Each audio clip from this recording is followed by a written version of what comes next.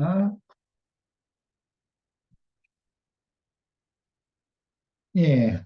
자, 오늘은 민수기 1장을 이제 마무리를 하려고 그러는데, 성경책을 민수기 1장 44절로부터 54절까지 이렇게 일단 본인이 성경책으로 다 읽고서 말씀을 빨리빨리 해서 그 타임에 마치도록 하겠습니다.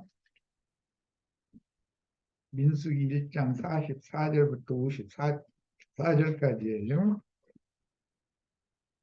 이 계수함을 받은 자는 모세와 아론과 각기 이스라엘 조상의 가문을 대표한 12 지휘관이 계수했더라. 이같이 이스라엘 자손이 그 조상의 가문을 따라 20세 이상으로 싸움에 나갈 만한 이스라엘 자손이 다 계수되었으니 계수된 자의 총 계는 60만 3,550명이었더라. 자, 47절부터는 이제 레위인 이야기예요. 그러나 레위인은 그들의 조상의 지파대로 그 계수에 들지 아니하였으니 이는 여호와께서 모세에게 말씀하여 이르시되 너는 레위 지파만은 계수하지 말며, 여기 지난번에도 잠깐 언급을 했지만 레위 지파를 계수하지 말며라고 한 것은 싸움에 나갈 만한 모병 인원으로 계수하지 말아라 그 말이지, 레위 지파를 계수를 않는다는 말이 아니에요. 그들을 이스라엘 자손 계수 중에 넣지 말고 이 말이에요. 그들에게 증거의 성막과 그 모든 기구와 그 모든 부속품을 관리하게 하라. 이것이 이스라엘 백성들은 외적인 싸움을 하는 이제 입장이고, 그 군사들은 레위 지파는 성막을 관리하고 성막에서 봉사하는 것이 전쟁과 같은 거다. 지금 그 말이에요. 야, 그들은 그 성막과 그 모든 기구를 운반하며 거기서 봉사하며 성막 주위에 진을 칠지며 성막을 운반할 때에는 레위인이 그것을 걷고 성막을 세울 때에는 레위인이 그것을 세울 것이요. 그게 이제 아론 반차의 레위 지파의 사제직분이라고 그러는데, 오늘날로 말하자면 신부 목사들이 주장하는 교권, 자신들은 사제권이 있다, 이렇게 말하는 근거죠, 이 말씀이. 성막을 세울 때는 레위인이 그것을 세울 것이요 외인이 가까이 오면 죽일지며. 예, 레위인이 권세를 부리는 것은, 사제권을 가지고 권세를 부리는 것은 성막 가까이, 레위인들만 가까이 갈 수 있고 나머지는 가까이면 죽이는 그 권세가 있는 거예요. 52절 이스라엘 자손은 막사를 치되 그 진영별로 각각 그 진영과 군기 곁에 칠 것이나 레위인은 증거의 성막 사방에 진을 쳐서 이스라엘 자손의 회중에게 진노가 임하지 않게 할 것이라. 이스라엘 자손의 회중에게 진노가 임하지 않게 한다라는 것은 하나님의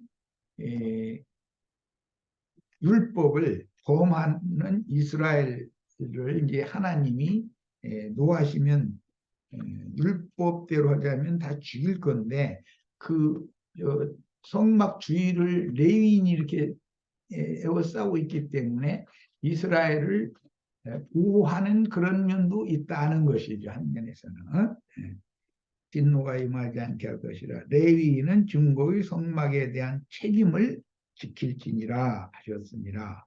레위인은 증거의 성막에 대한 책임을 지킬지니라, 이 말씀이 훗날 이제 신약 시대인 오늘날까지도 로마교의 그 사제 제도나 개신교계의 목사제도를 실행하는 즉 니골라당 발람의 교훈을 실행하는 근원이 여기에서 나오는 거예요. 계속 이걸 주장하는 거예요, 사람들은. 우리는 레위인이고 우리는 여러분과는 다르다. 여러분은 평신도들이고 우리는 성직자들이다.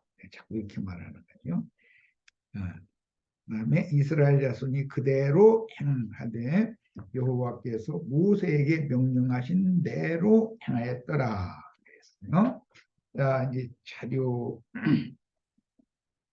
우리 이 페이지 54절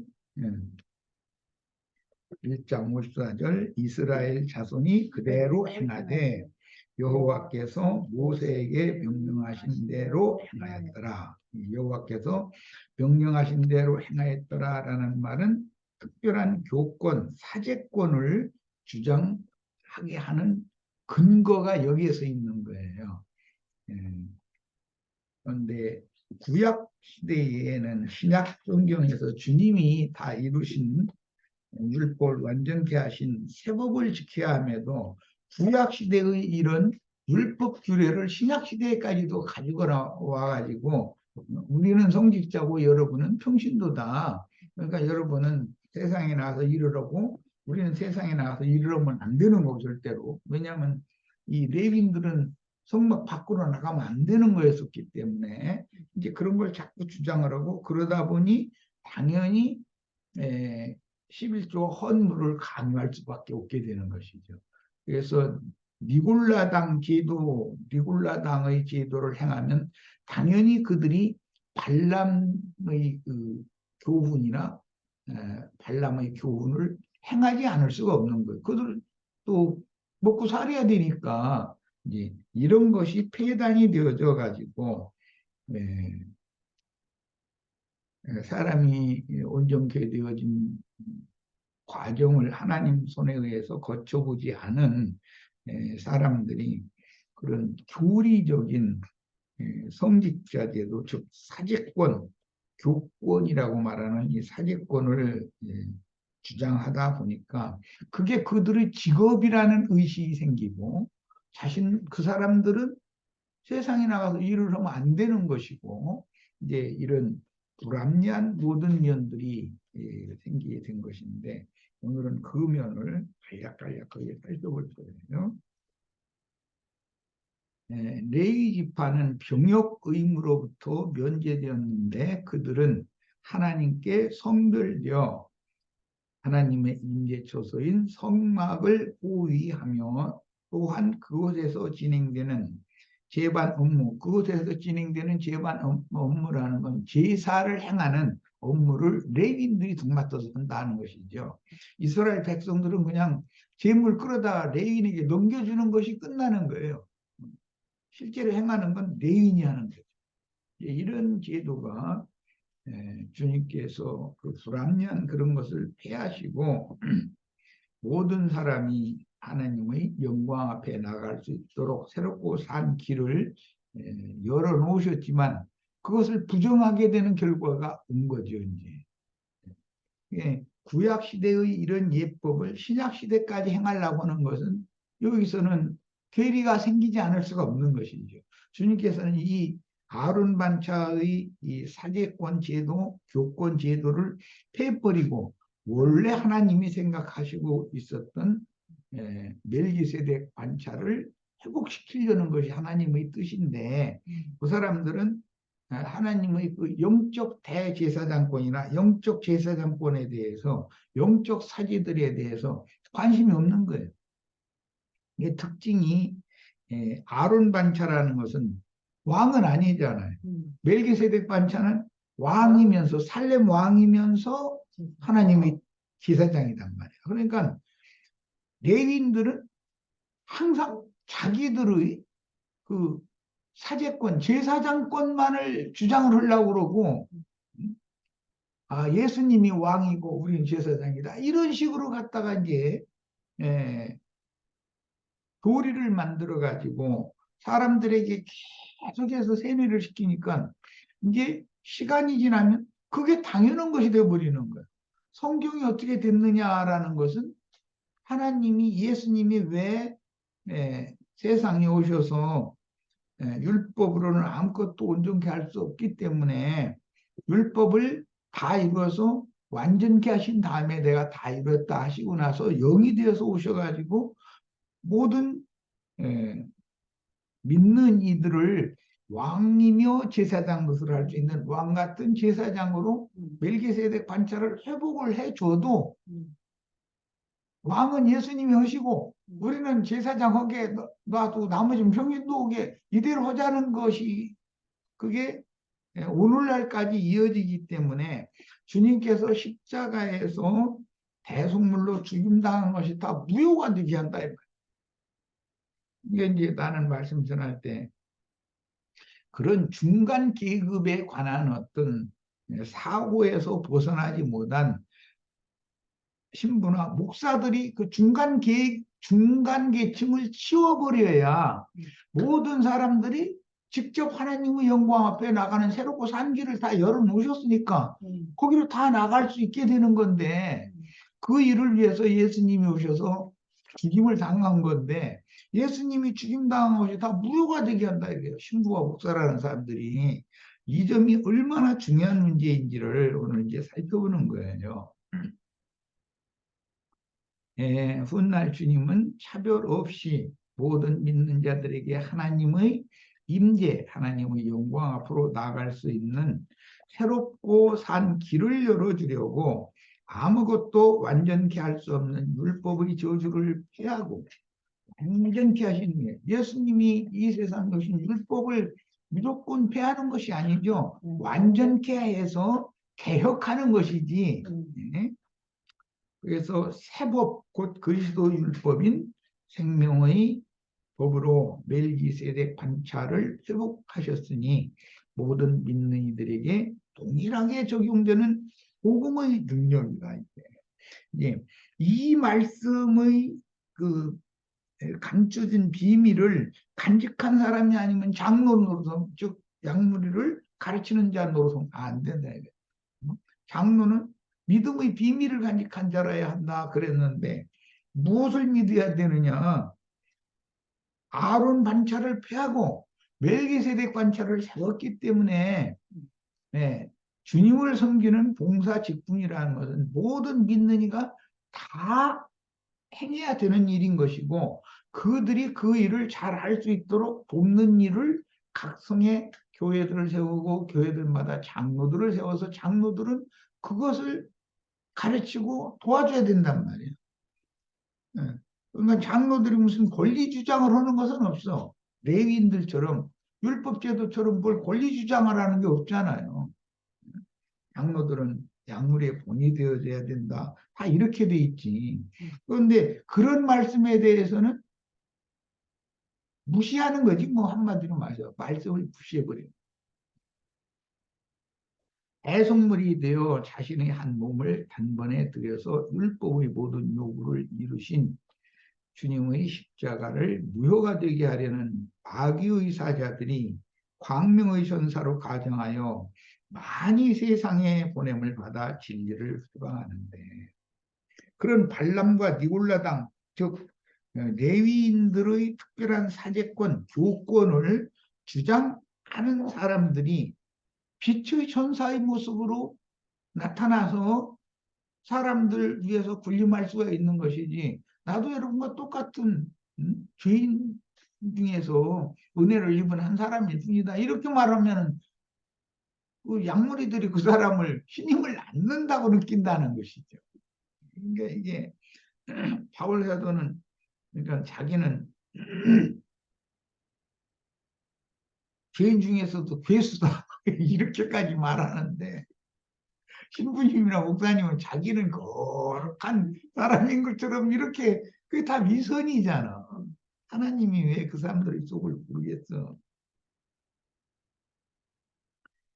그 대표적인 예는 자칭 나는 그러다라고 주장하며 택하신 자라도 미혹하는 자들입니다. 그러니까 그들이 다 광명의 천사의 모습으로 양무리 위에 이렇게 나타나서 군림하는 그런 길을 자꾸 추구한다는 거죠.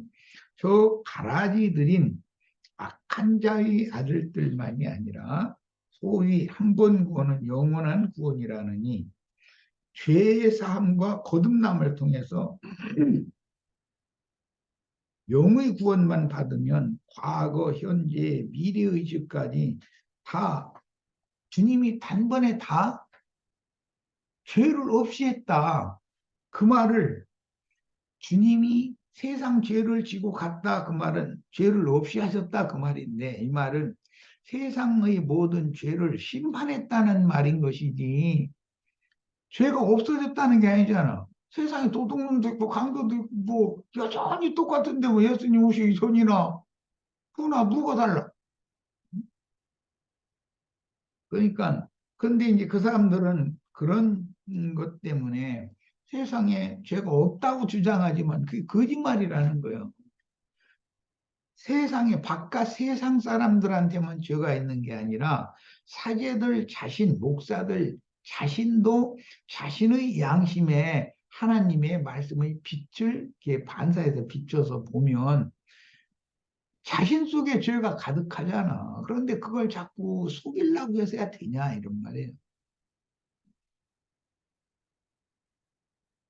그러니까 하나님 앞에 용서받은 것은 지난 죄들을 용서받은 것이지 그 죄인이 용서를 받은 것이지 죄를 용서하는 것이 아니다라는 이런 성경의 의도를 너무 모르는 거예요, 사람들이.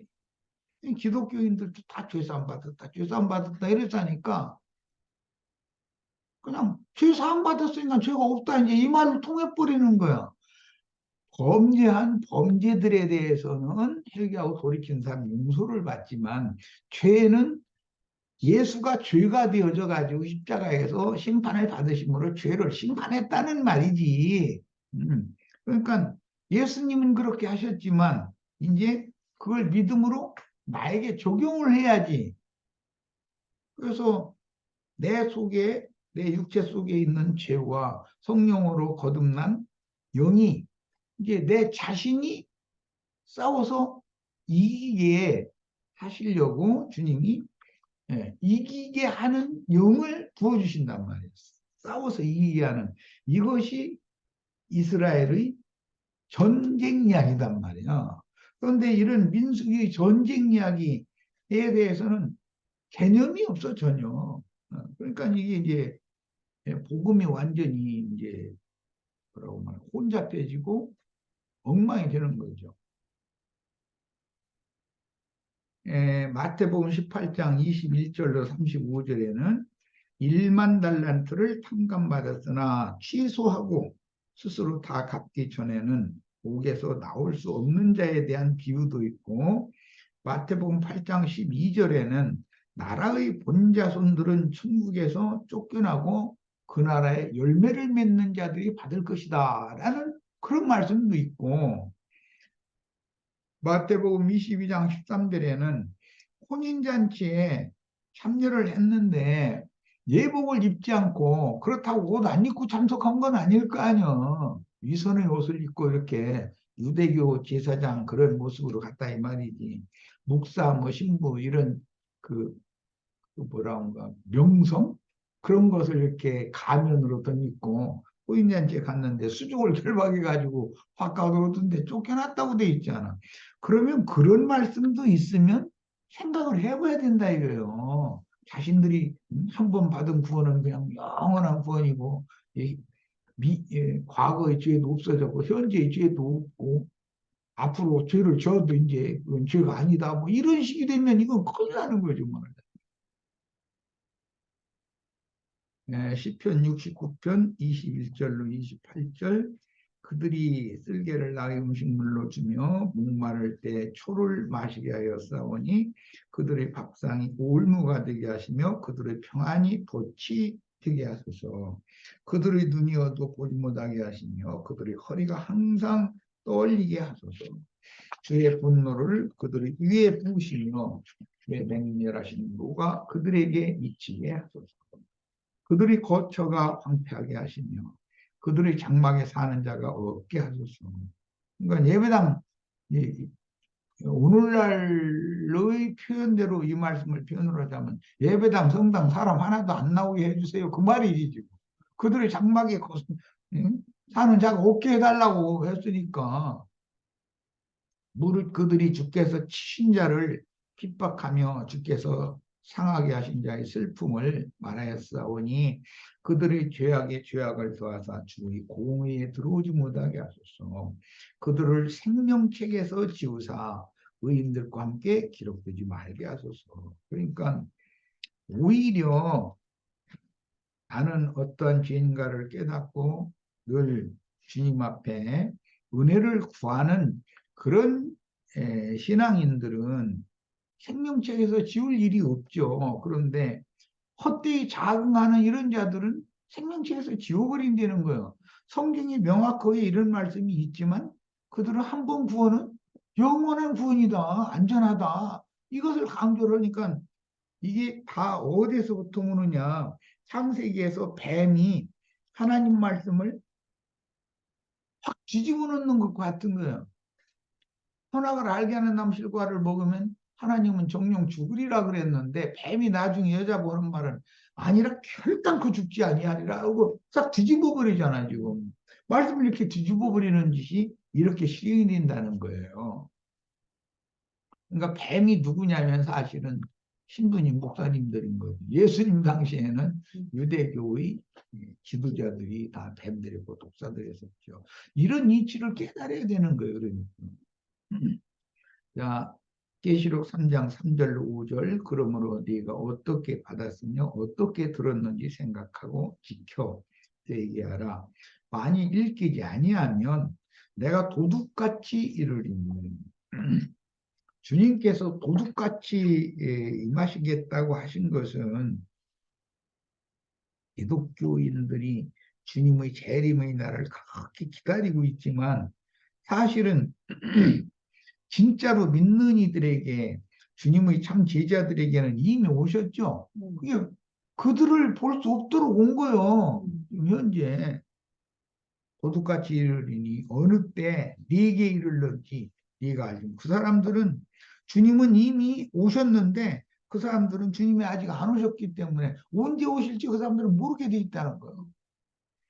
그 사람들이 고대하는 그 주님이 오신다는 것은 큰 음료와 세상 나라를 심판하러 오시는 주님이지 자신들만한테 뭐 무슨 영광 멸관 씌워주고 그러려고 오는 게 아니잖아 지금. 그러나 4대에 그 옷을 더럽히지 아니한 자 몇 명이 네게 있어 흰 옷을 입고 나와 함께 다니리니 그들은 합당한 자인 연구라.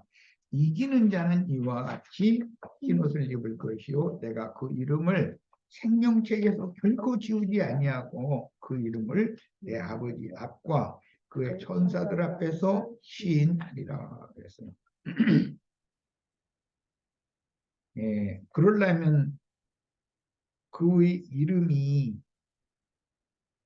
생명책에 동명이 돼 있어야 되는 일이죠. 그런데 자신들은 생명책에 동명이 됐다고 그러는데 사실은 그게 반대일 수도 있는 거잖아요. 생명책에 동명이 됐다가도 흐려질 수도 있고 아예 동명된 적도 없는 사람일 수도 있고 얼마든지 그럴 수 있는 거예요. 하나님의 책 어린 양의 생명책에 그 이름이 농명되었으나 지워지는 자도 있으며 출애굽기 32장 33절에 보면 누구든지 하나님께 나에게 범죄하는 자는 그 이름을 책에서 지우리라 분명히 이렇게 말씀하셨어.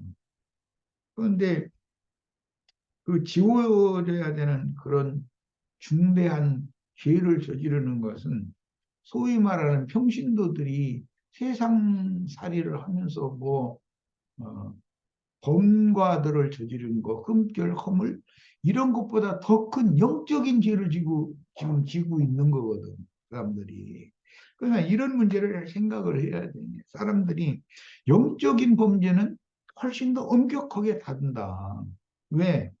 자기만 멸망으로 가는 것이 아니라 그 많은 사람들을 미혹해서 자기 따르게 하면서 자기를 따른 사람들을 함께 다 지옥 자식으로 끌고 가기 때문에 하나님은 그들을 엄하게 심판하지 않을 수가 없는 거죠.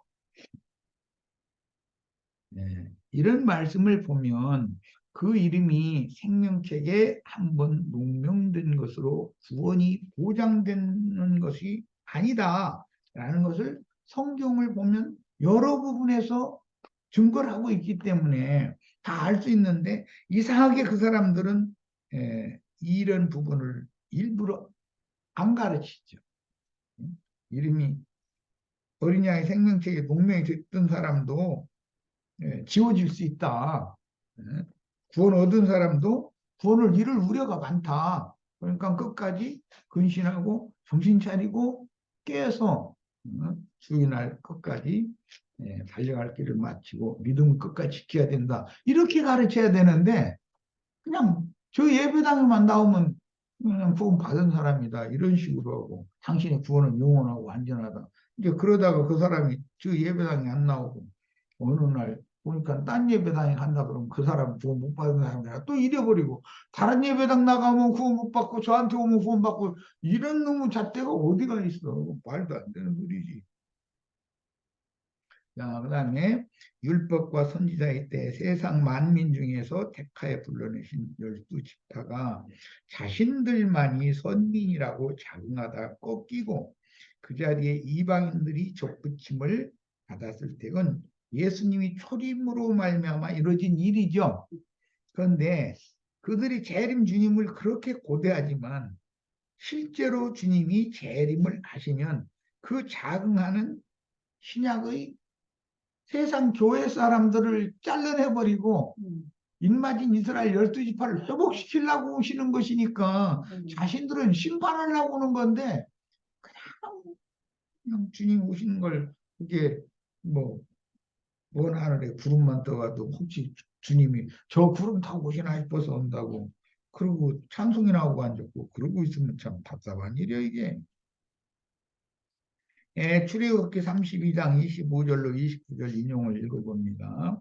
모세가 본즉 백성이 방자하니 이것은 첫 번째 시내산에서 율법을 받아가지고 내려올 때 광경이에요. 이는 아론이 그들을 방자하게 하여 아론이 대제사장인데 아론이 맨 앞장서 이걸 부추겼다는 거잖아. 원수에게 조롱거리가 되게 하였습니다. 이에 모세가 진 인에서 이게 이것 때문에 아론 반차의 사지직분이다 그러는데 이것이 이게 주님이 생각하는 멜기세덱 반차의 사지직분과 반대되는 직분. 아론이 앞장서서 오히려 사람들을 영적인 범죄를 저지르게 했으니까 원수에게 조롱거리가 되게 하였습니다.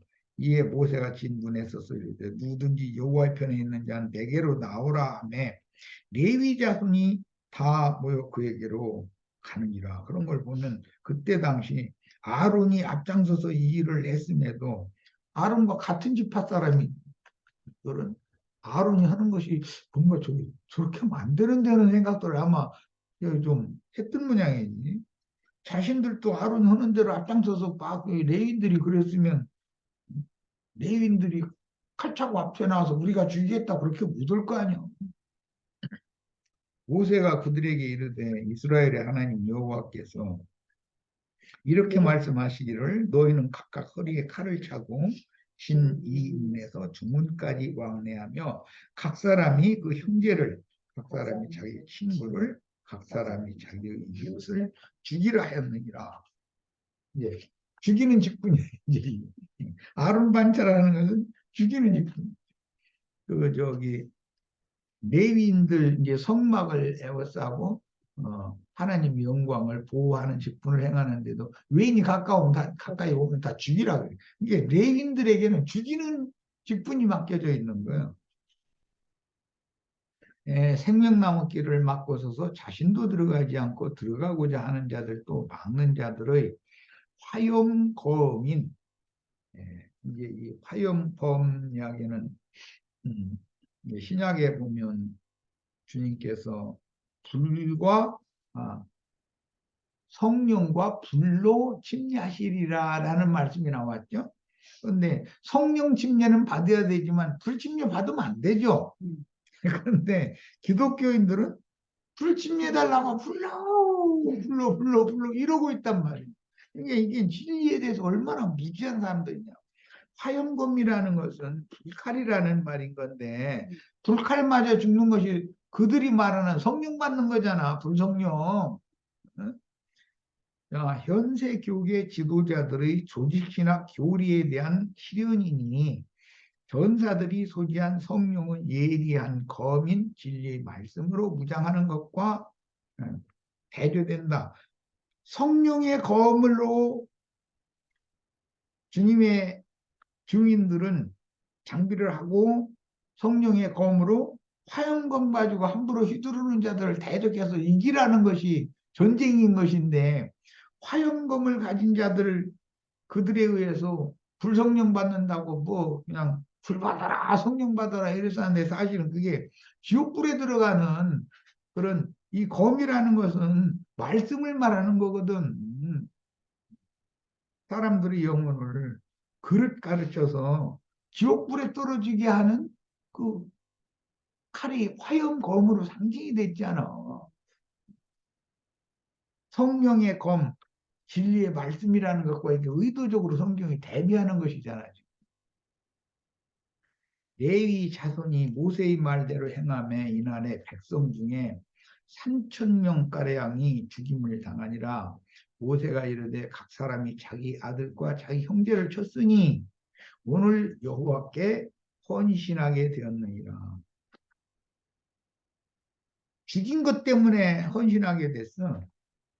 이 사람들은 이때로부터 시작해서 하나님이 그 종선지자들을 아무리 부지런히 보내도 다 반대하고 자기네들의 사제권을 세우려고 반대하고 도로는 죽여서 피의 양을 채우다가 최종적으로는 예수님까지 죽이는 거 아니야. 그럼 그들이 뭘로 죽이느냐? 우리의 율법에 의하면 저는 반드시 죽일 자다. 그게 그들의 율법 말씀이 화염검이잖아. 그리고 어? 자, 이런 이치를 생각을 해야 돼. 그런데 이런 것을 제대로 가르치지 않고 불성령 받는다고 이상한 미친령을 받게 이렇게 만들어가면서 사람들로 혼잡되게 만들어버리는 이런 것이 교계에 이게 큰 폐단이다, 지금. 성령으로 침례를 받아야지 불로 침례를 받으면 안 되죠. 자, 저기까지 읽겠습니다. 레위 자손이 모세의 말대로 행함에 이날의 백성 중에 3,000명가량이 죽임을 당했다. 그랬는데 3,000명가량을 이제 레위인들이 죽였어요. 그러니까 그가 오늘 너에게 복을 내리시리라 그랬어요. 자, 자기 동족을 죽였어. 죽이고 받는 복이라는 것은 율법적인 사제의 권세를 받는다 그 말이죠. 네. 야훼께 헌신할 수 있는 권세를 자기 동족을 3,000명 가량을 죽인 것 때문에 권세를 받은 거잖아. 자, 이것이 오늘날 교계의 신부제도, 목사제도의 근원이 돼서 계속 내려온다는 거예요. 모세가 시내산 정상에 올라가 40일을 금식하며 신정국가를 다스릴 헌법인 10계를 받아가지고 내려오기까지 산 아래 백성들은 아론의 주도로 금송아지를 만들어 세우고 그 앞에서 먹고 마시며 뛰놀며 애굽인들이나 중근동 사람들이 태양신 즉 바알신 또는 아세라신을 숭배하는 그런 제례를 행했습니다. 이런 백성들이라면 야훼 하나님의 신정국가를 세울 수도 없고 신정통치라는 건 하나님은 말씀이시기 때문에 말씀의 뜻대로 그 백성들을 계시해서 계시받은 사람들을 다스린다 이 말이에요. 그게 천국이니까. 야, 그런데 말씀 세계, 말씀 나라를 세울 수가 없다 이거예요. 말씀과는 아무 상관없는 짓을 자꾸 이렇게 하니까. 그래서 야훼 하나님은 크게 진노하셨는데 금송아지 우상을 만들고 이방인의 제례를 행한 주동자들을 척결하라는 분부를 받던 자들은 레위인들이었으니 그들은 금송아지 우상 숭배에 적극적으로 참여하지 않았기 때문일 것이다 라고 가는 건 할 수 있어요. 저희도 아론이 만든 금송아지 앞에서 앞장서서 막 먹고 마시고 뛰놀고 했다면 무슨 염치로 칼 들고 가서 저희를 죽여야지 누구를 죽여. 그들은 아마 뒷전에서 구경이나 하는 아마 그런 상황이었을 수도 있는 거죠. 자기 동족이지만 담대하게 야훼 하나님의 종인 모세의 편에 서서 우상 숭배자들을 척결한 레위인들은 율법 시대의 전 기간 야훼 하나님을 가까이에서 섬기는 직무를 부여받았는데, 의문 조문이라고 그래요. 율법 직분은 레위인들이 행한 것과 같이 죽이는 직분이 되었습니다. 오늘날 신부나 목사라는 호칭으로 목회 사역을 하면 전부 죽이는 자들이다. 영혼들을 이것을 잘 깊이 생각하고 깨달을 필요가 있습니다. 첫 시간 여기까지 해서 마치고 다음 단락 이어나갈 겁니다. 잠시 쉬었다 합니다.